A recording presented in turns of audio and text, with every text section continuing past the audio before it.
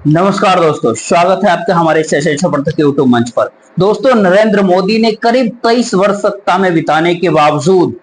गांधीनगर से लेकर दिल्ली तक सत्ता की सियासत का एक लंबा सफर तय करने के बावजूद गठबंधन की गांठें कैसे खोलनी है वो सीख नहीं पाए।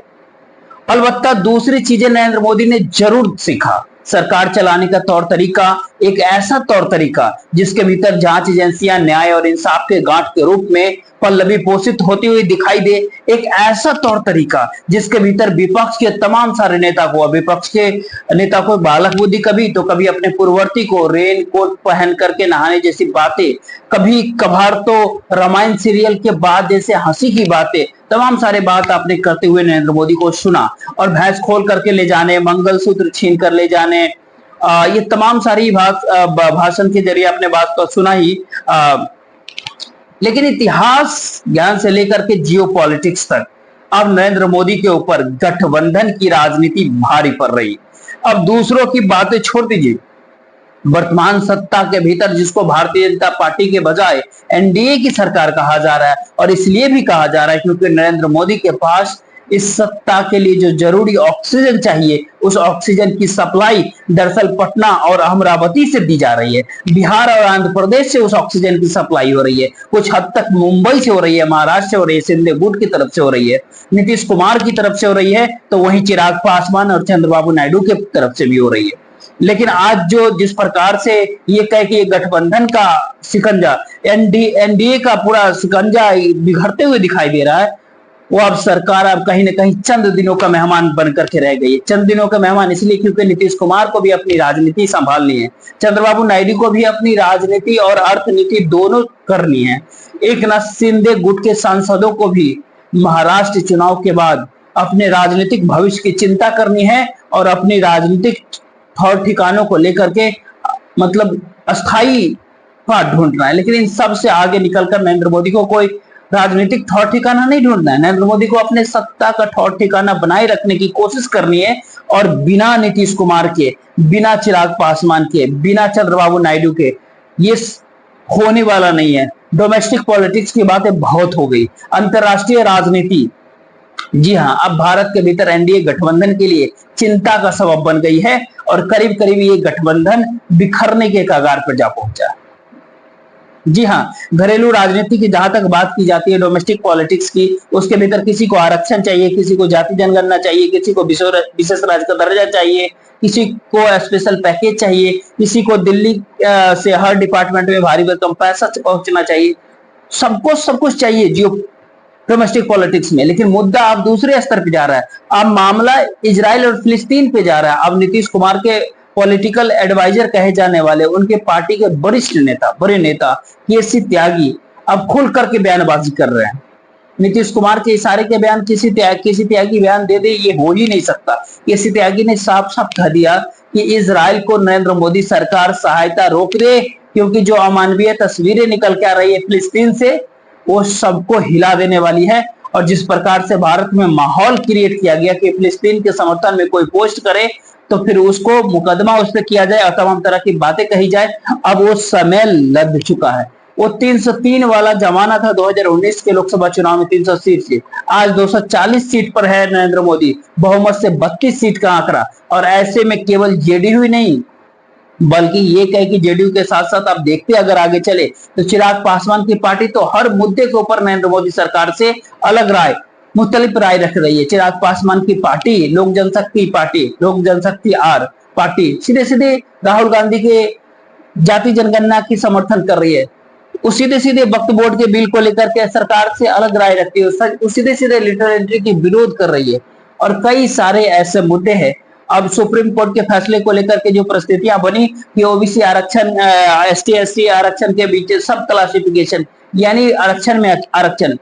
तो उसके विरोध में भी चिराग पासवान की पार्टी खड़ी हुई। तो आप अंदाजा लगा सकते हैं कि इस दौर में नरेंद्र मोदी के लिए एक तरफ सत्ता चलाना, दूसरी तरफ राजनीति करना, वहीं तीसरी ओर जांच एजेंसियों को एक खुली छूट दे देना कि विपक्षी नेताओं के खिलाफ किस प्रकार से कार्रवाई करनी है, कि आ सकता है उसको साथ लाओ, जो नहीं आ सकता है उस पर हवालात पहुंचे यानी जेल पहुंचा दो। अब ये रणनीति नाकाम होती हुई दिख रही है 2024 के लोकसभा चुनाव के परिणाम के बाद, क्योंकि इस रणनीति के लिए जांच एजेंसियों को खुली छूट के लिए और जांच एजेंसियों को अधिकारियों के लिए, क्योंकि उसको नौकरी करनी है, इस सरकार में भी नौकरी करनी है और सरकार बदलने के बाद भी उसको नौकरी करनी है, तो उनको भी जो इंश्योरेंस चाहिए ना, वो इंश्योरेंस दे पाने की स्थिति अब भारतीय जनता पार्टी की नहीं रही, यूं कह नरेंद्र मोदी की नहीं रही कि कोई व्यक्ति रिटायर हो जाए या बीआरएस ले ले तो उसको विधानसभा या लोकसभा का टिकट लेकर के चुनाव लड़ा दिया जाए। अब हालात बदल गया है और ये बदले हुए हालात के भीतर जांच एजेंसियों के अधिकारियों भी विपक्ष के नेताओं के ऊपर हाथ डालने से घबराते हुए दिख रहे हैं, कतराते हुए दिख रहे हैं। कोलकाता के भीतर आप देख रहे हैं सीबीआई गई है, क्या कर रही है? आरजीकर मेडिकल कॉलेज वाले मामले को देखने गई है सीबीआई, उसकी जांच करने गई है और वहां पर सीबीआई कर क्या रही है? किसी दूसरे मामले में हो साहब को पकड़ कर उनके खिलाफ दूसरी तरह की जांचें शुरू हो गई। तो इससे अंदाजा लगाया जा सकता है कि आखिर सत्ता की स्थिति मौजूदा समय में कैसी हो गई। अब केवल मुहूर्त का इंतजार किया जा रहा है, वो सही वक्त का इंतजार किया जा रहा है। सही वक्त का इंतजार इसलिए क्योंकि आखिर ये सहयोगी दल कब साथ छोड़ेंगे नरेंद्र मोदी के। हरियाणा का चुनाव का, जम्मू कश्मीर का चुनाव परिणाम आएगा 4 अक्टूबर को। 4 अक्टूबर के बाद महाराष्ट्र और झारखंड के चुनाव अनाउंस होंगे। हो सकता है बिहार के चुनाव भी साथ में अनाउंस कर दिए जाए, कुछ राज्यों के उपचुनाव भी साथ में अनाउंस हो जाए। लेकिन इन सारे चुनाव के परिणाम नवंबर के अंत तक या दिसंबर के पहले सप्ताह तो निकल के आ ही जाएगा। फिर इस सरकार का क्या होगा? संसद का शीतकालीन सत्र में क्या सरकार टिकेगी या संसद के शीतकालीन सत्र से पहले नरेंद्र मोदी की सरकार खुद मैदान छोड़ भाग उठेगी?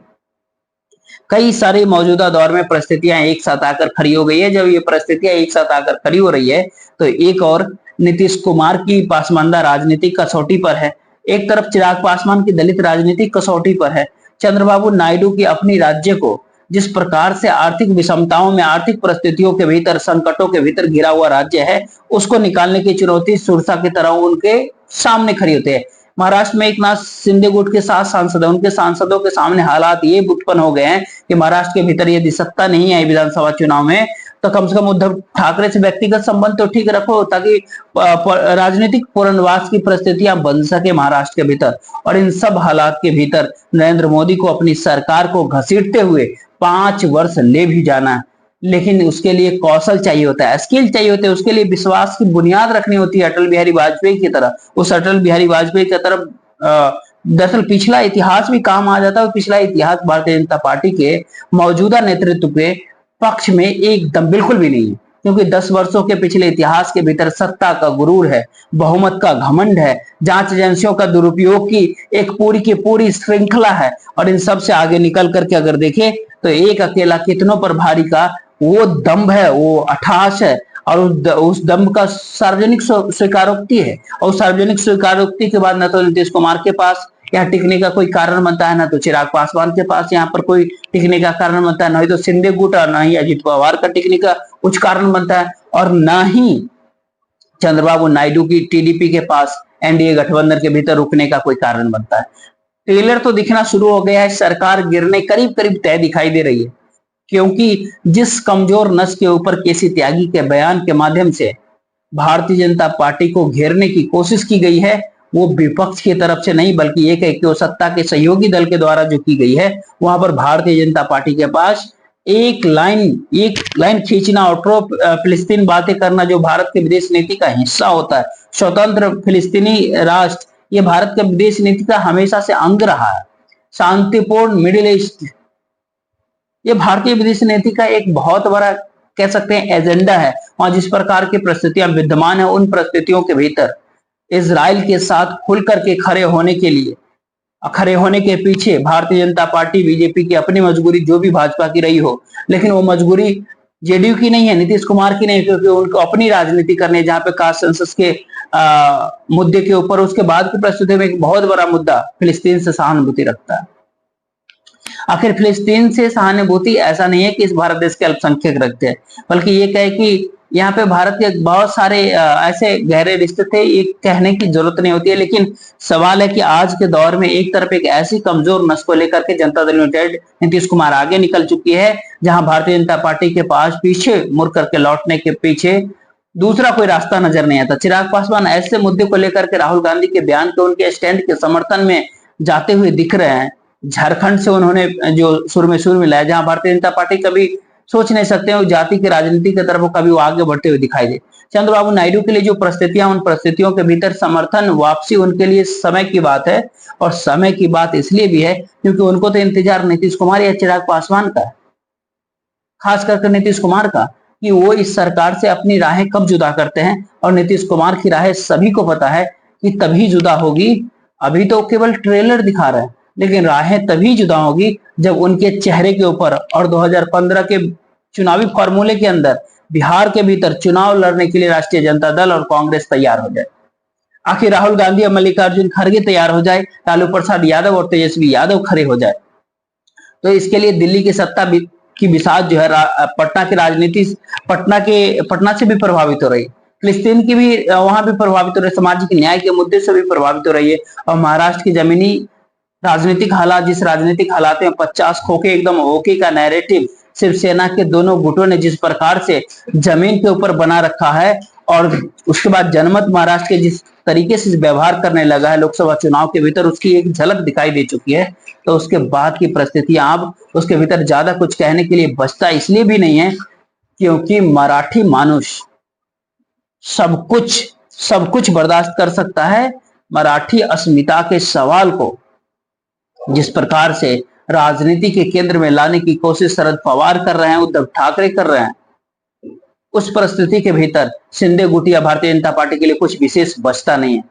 योगी आदित्यनाथ उत्तर प्रदेश के मुख्यमंत्री उत्तर प्रदेश के चुनाव में मिल्कीपुर बार बार जा रहे हैं। अयोध्या उपचुनाव की तारीख घोषित नहीं हुई है, लेकिन अयोध्या एक बार फिर उत्तर प्रदेश के लिए वह पूरा संसदीय क्षेत्र और उसका एक विधानसभा क्षेत्र फिर भारतीय जनता पार्टी के लिए और अखिलेश यादव के लिए भी कहीं ना कहीं एक डू और डाई बैटल में तब्दील होते दिख रहा है। या आखिरकार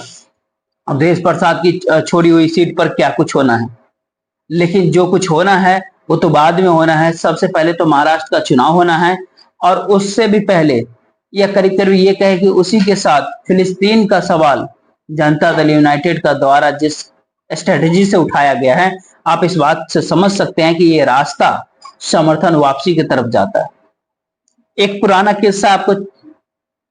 बता रहे हैं कि किस्सा ये था कि जयललिता ने अटल बिहारी वाजपेयी को समर्थन दिया, सरकार बनवा दी जयललिता ने, और हर दिन कोई ना कोई मुद्दा जयललिता के द्वारा उठाया जाता था। लेकिन असल मुद्दा यह था कि धारा 356 का प्रयोग कर करुणा निधि की सरकार के ऊपर बर्खास्त कर दी जाए, जो अटल बिहारी वाजपेयी करना नहीं चाहते थे। बम्बई जजमेंट के बाद उनके लिए करना भी करीब करीब नामुमकिन की तरह था। लेकिन जयललिता को जब समर्थन वापस लेना था तो उस समय सबको तय दिखाई देने लगा कि ये मुद्दा जो नौसेना प्रमुख विष्णु भागवत की बर्खास्तगी का जो मुद्दा उस समय उठाया गया था जयललिता के द्वारा, तो सबको लगने लगा कि समर्थन वापसी अब चंद घंटों या चंद दिनों की बात है। और महज अंततः वही हुआ कि सरकार एक वोट से गिर गई थी अटल बिहारी वाजपेयी की। फिलिस्तीन का मुद्दा जो बिहार में नीतीश कुमार के पासमानदा वोट बैंक के साथ, जिसकी संख्या करीब करीब बिहार के भीतर 13% के आसपास है, उस वोट बैंक के साथ सीधे जाकर के जुड़ रहा है। आप बखूबी इस बात से कल्पना कर सकते हैं कि बिहार में राजनीति को किस तरीके से नीतीश कुमार साध रहे हैं, और उस मुद्दे के ऊपर फिलिस्तीन को मुद्दा बना करके नीतीश कुमार भारतीय जनता पार्टी का दामन छोड़ देते हैं। तो एक तरफ भारतीय जनता पार्टी का 10% स्वर्ण वोट, दूसरी तरफ 13% पासमानदा वोट बिहार के, मामला यहां जाकर के अटक जाता है। और इस टकराहट के बीच ये मुद्दा यदि उठाया गया है तो फिर धीरे धीरे करके भारतीय जनता पार्टी से महाराष्ट्र चुनाव तक संपन्न होते होते या फिर क्या शुरुआत होते होते महाराष्ट्र चुनाव के साथ ही बिहार के भीतर भी गठबंधन परिवर्तन की बुनियाद रखने का एक वक्त आ गया है। ये संकेत नीतीश कुमार दे रहे हैं, हालात कुछ वैसा ही बन रहा है। और चंद्रबाबू नायडू क्या कुछ कर रहे हैं, दिल्ली से अमरावती और अमरावती से दिल्ली, इन दोनों परिस्थितियों के भीतर नरेंद्र मोदी की सरकार करीब करीब अब सत्ता से रुखसती होते हुए दिख रही है। आने वाले वक्त में देखते रहिए कि क्या कुछ होता है। राष्ट्रीय और अंतर्राष्ट्रीय परिस्थितियों को सुलझाने के भीतर एक तरफ यूक्रेन, दूसरी तरफ रूस, नरेंद्र मोदी जा तो वहां रहे, जाने का कोई नतीजा नहीं निकलता, क्योंकि उनके लौटने के बाद क्या कुछ हो रहा है वहां पर वो सभी कोई देख रहे हैं। लेकिन जहां नतीजा निकलने की गुंजाइश है वहां इजराइल और फिलिस्तीन की परिस्थितियां और फिलिस्तीन से जो अमानवीय बेहद अमार्मिक तस्वीरें सामने निकल के आती है, उसके बाद की परिस्थितियां तो ये बताती है नीतीश कुमार को इस भारत देश के भीतर, चंद्रबाबू नायडू को इस देश के भीतर, सिंधे गुट के सांसदों और चिराग पासवान को इस देश के भीतर उस परिस्थिति के भीतर लाकर खड़ा करती है जहां पर इस भारत देश के जनमानस का बहुत बड़ा हिस्सा ये कहता है कि नरेंद्र मोदी सरकार की जो नीतियां जन विरोधी नीतियां हो सकती है, लेकिन प्रो कॉर्पोरेट हो सकती है, लेकिन सवाल है इस देश के तमाम सारे चीजों के खिलाफ हो सकते हैं, लेकिन उसको चलाने के लिए नरेंद्र मोदी और अमित शाह जितने जिम्मेदार नहीं हैं, उससे कहीं ज्यादा जिम्मेदार नरेंद्र मोदी और अमित शाह के सरकार के बैसाखी बन करके चलवाने वाले लोग हैं। और इस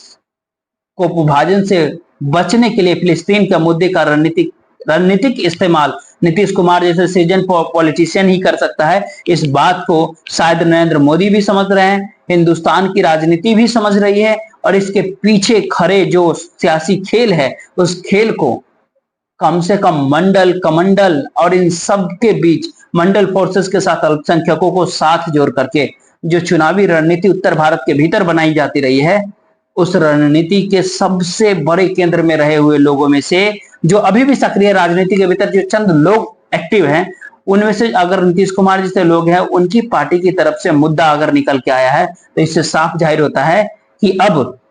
सत्ता का ऑक्सीजन नरेंद्र मोदी के लिए करीब करीब खत्म हो चुका है। यह सरकार अब जाती हुई दिख रही है, चंद दिनों की सरकार बच के रह गई है। अब औपचारिकता निभाए जाने का इंतजार है, देखते रहिए वो वक्त कब आएगा। फिलहाल इस वीडियो को ज्यादा से ज्यादा लोगों तक शेयर जरूर कीजिएगा, वीडियो को लाइक कर लीजिए, चैनल को सब्सक्राइब कर लीजिए।